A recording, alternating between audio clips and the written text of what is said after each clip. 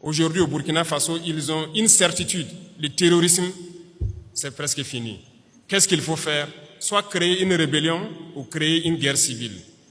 C'est ça. Et ils sont dans la manœuvre pour ça. On les attend. Et il faut que chacun, à son niveau, fasse attention, parce que si les gens se laissent manipuler, on va les aligner, on va les allumer comme les autres aussi.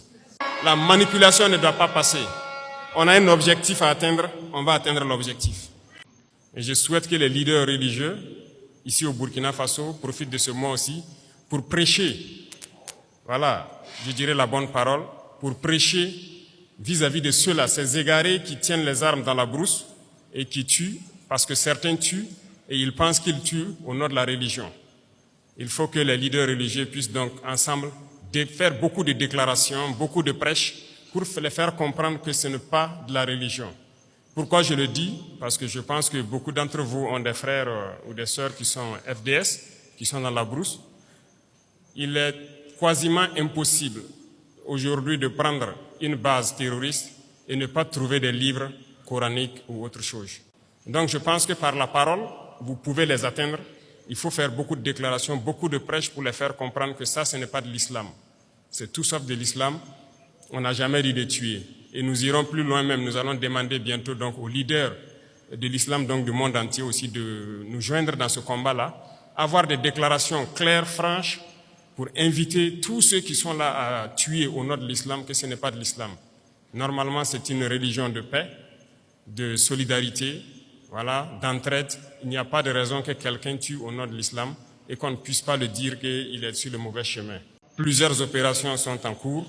Il y a des zones abandonnées depuis plusieurs années. Nous poursuivons nos manœuvres jusqu'à nos frontières. Dans quelques jours, vous serez bien sûr au courant de tout ce qui a pu être récupéré et nous allons nous implanter dans ces zones pour toujours. Nous n'allons pas reculer, nous allons récupérer la totalité de notre territoire. Et cela va se passer de façon progressive. Il y a peut-être des régions qui sont aujourd'hui, qui semblent ne pas voir certains actes, mais la guerre, c'est de manière évolutive. Nous allons blanchir totalement des zones et arriver au fur et à mesure. Et resserrer l'étau sur ces gens, c'est comme je le dis, ils n'ont que de choix, soit de comprendre le message, revenir à la patrie, ou bien ils vont disparaître. C'est à eux de choisir. Dans ce combat que nous menons aujourd'hui, le plus dangereux, c'est la guerre de communication. Et je pense que ce n'est pas la première fois. Et aujourd'hui, je pense que les Burkinabés, les Africains doivent avoir compris qu'est-ce que c'est que la guerre de communication. Malheureusement ou heureusement pour nous, l'impérialisme, comme disait Thomas Sankara, est un mauvais élève. Un très mauvais élève parce que vous avez beau le chercher de la classe, il va revenir avec les mêmes méthodes. Ils ne peuvent pas changer. Et souvent, ça devient du ridicule.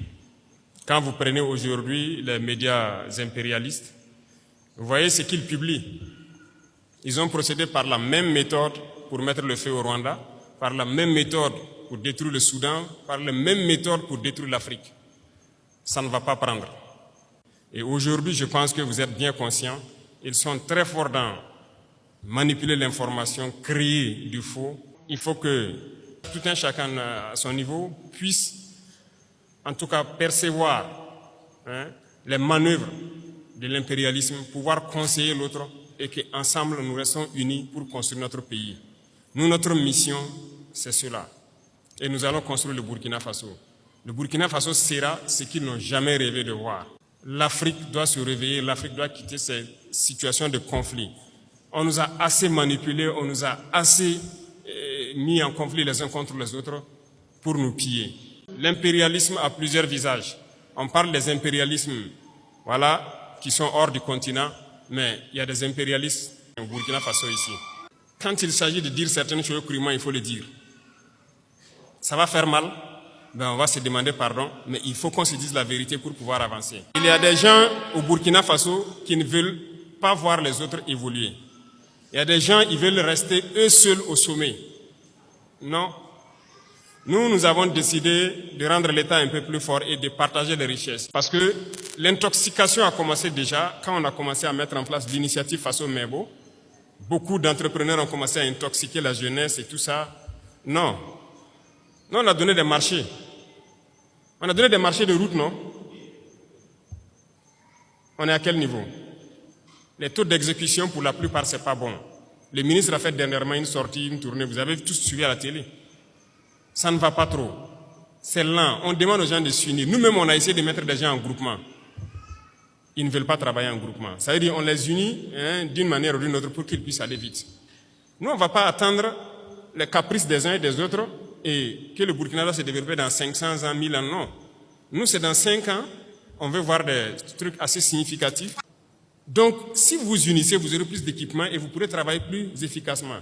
Résultat de course, on est en train d'équiper l'ONBA, la Sonaterre. Voilà que tout de suite, les gens demandent l'eau. On est obligé de faire nos barrages nous-mêmes, curer ce qui est là et creuser des points de nous-mêmes. Voilà pourquoi on a payé les équipements pour équiper l'ONBA. Ils sont déjà à RS sur la route de Bobo.